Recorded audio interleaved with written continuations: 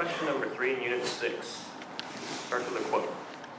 In comparison to the other democracies, the American political culture still contains many of the values that make for vibrant democracy, and these may have even increased over the past several decades.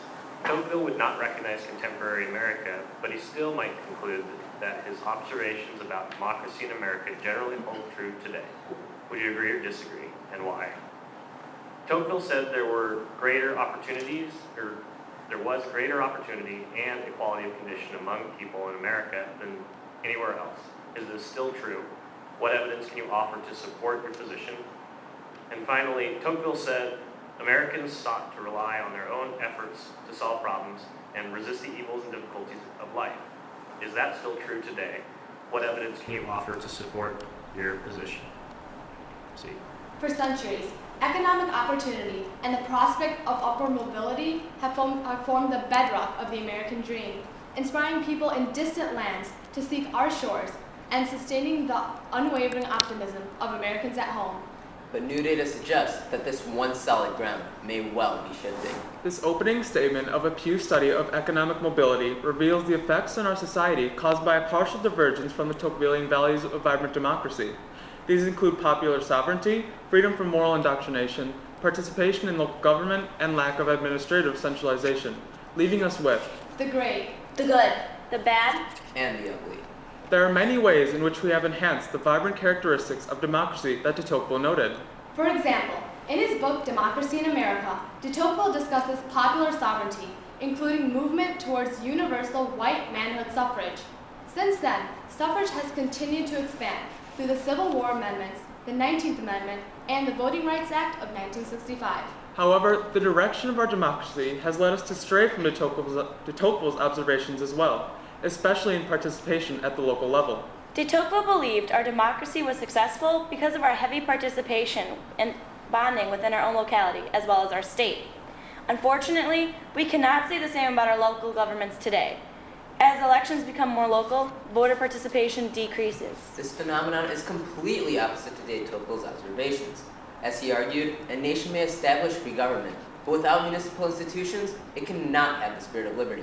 While this may lead one to question the existence of liberty, there is still hope.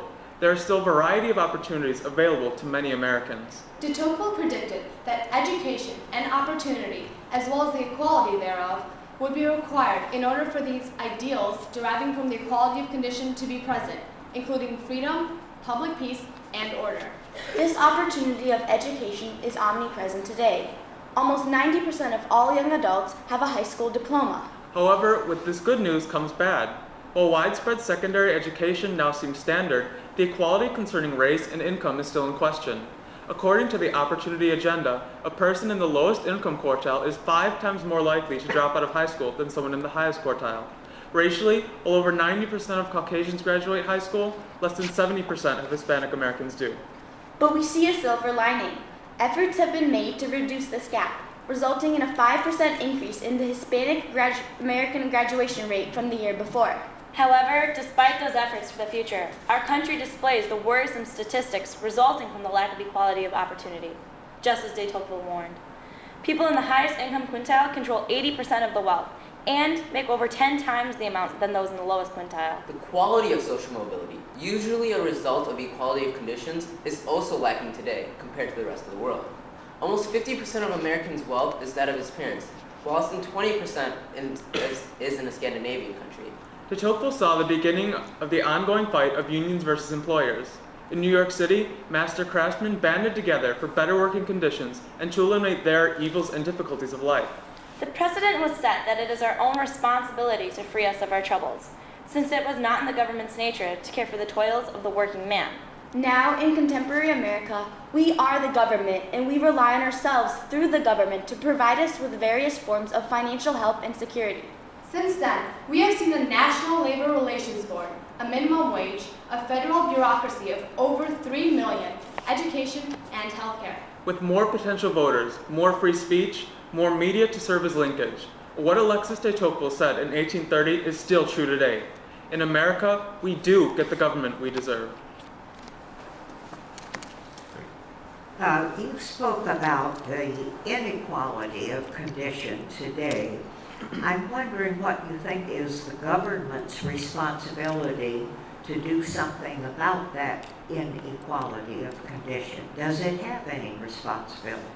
Well, see, we can see since FDR's time and the New Deal, the government has taken it upon itself to try to raise the equality of condition amongst people and raise the standard of living. We can see there's so many different forms of financial help that the government provides, such as Social Security, Medicare, Medicaid, welfare, or even food stamps.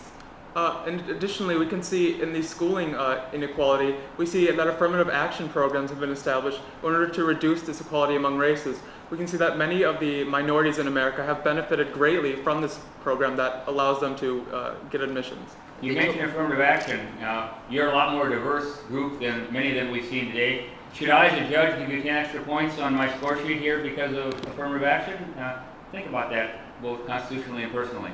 Well, no, because according to California v. Bakke, just because a suspect class is applying to this school or trying to get into this school, it doesn't necessarily mean that they automatically get points. In California v. Bakke, they ruled that there is such a thing as reverse discrimination, and it's not fair to the other students.